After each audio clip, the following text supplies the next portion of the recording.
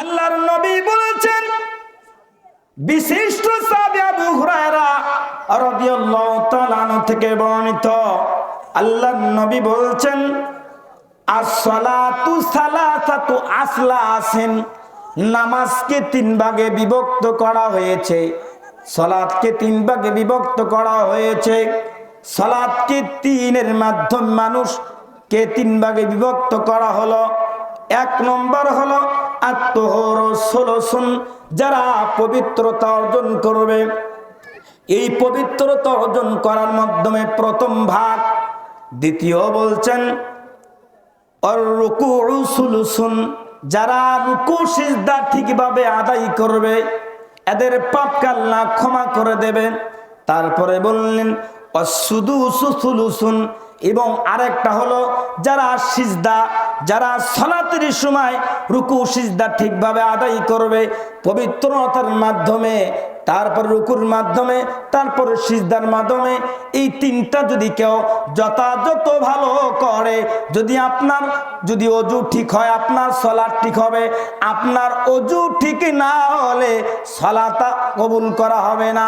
আপনার রুকু যদি হয় আজ্জা ওয়া জাল্লা, আপনার ইবাদত গ্রহণ করে নেবেন। আপনার যদি সিজদা ঠিক হয় আজ্জা ওয়া জাল্লা, আপনার ইবাদত কবুল করে নেবেন।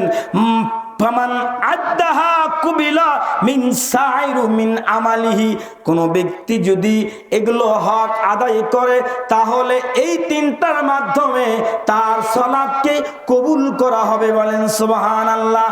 আর কেউ যদি এগুলো ঠিকভাবে যথাযথভাবে যদি না আদায় করে তাহলে সাইরু আমালিহি, তার পরবর্তী আমলগুলো আজ্জা ওয়া জাল্লার কাছে কোনো গ্রহণ করা হবে না, কবুল করা হবে না। তাহলে বোঝা গেল পবিত্রতা প্রয়োজন রয়েছে। তাহলে আল্লাহ নবী সাল্লাল্লাহু আলাইহি সাল্লাম এই হাদিসের আরেকটা ব্যাখ্যায় হাদিস মনে পড়ে গেল, মিশকাতুল মাসাবি, আপনি প্রথম খণ্ড দেখতে পারবেন, কিতাবুস সালাতে এই অধ্যায়ে দেখতে পারবেন। আবু হুরায়রা রাদিয়াল্লাহু তাআলা আনহু সাহাবীদেরকে বললেন, আবু হুরায়রা রাদিয়াল্লাহু তাআলা আনহু সাহাবী, রাসূল সাল্লাল্লাহু আলাইহি সাল্লাম আবু হুরায়রাকে বললেন।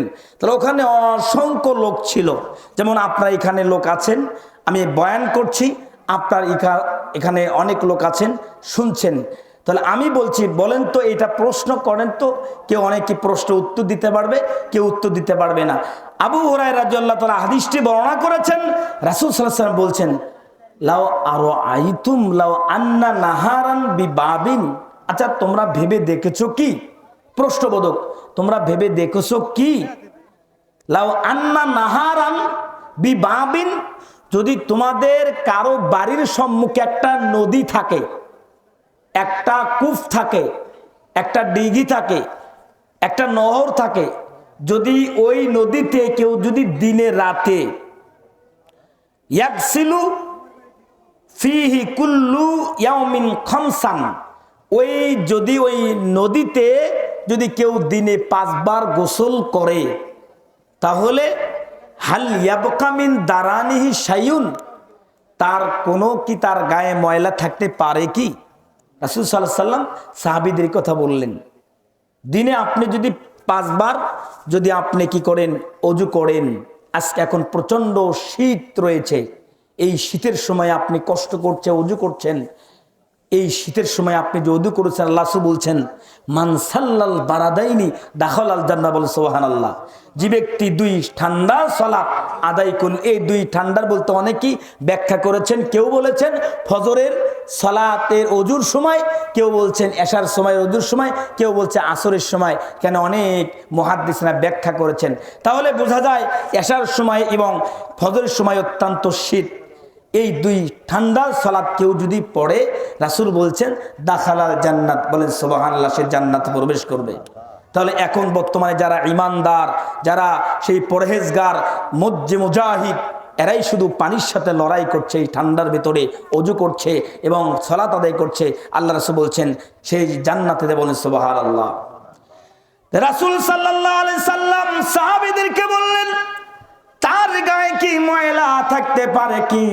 সাহাবীগণ বললেন, ক্বালু লা ইয়াবকা মিন দারানিহি শাইউন ইয়া রাসূলুল্লাহ, হে আল্লাহর নবী, তার থাকবে না, কোনো ময়লা থাকবে না।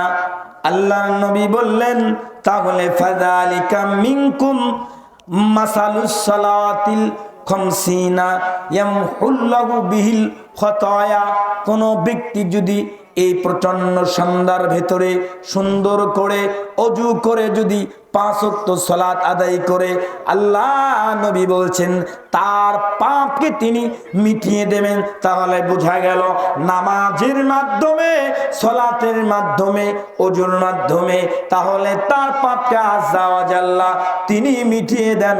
বলেন সুবহানাল্লাহ। তাহলে 5 ওয়াক্ত সালাতের প্রয়োজন আছে, দরকার আছে। কোন ব্যক্তি যদি 5 ওয়াক্ত সালাত ইমানি জাজবানি ইমানি অনুশাসনা নিয়ে যদি পড়ে, আল্লাহ ওয়াজাল্লাহ বলছেন আমি ওই ব্যক্তির জন্য ওয়াদাবদ্ধ, আমি তাকে জান্নাতে দিয়ে দেব। বলেন সুবহানাল্লাহ।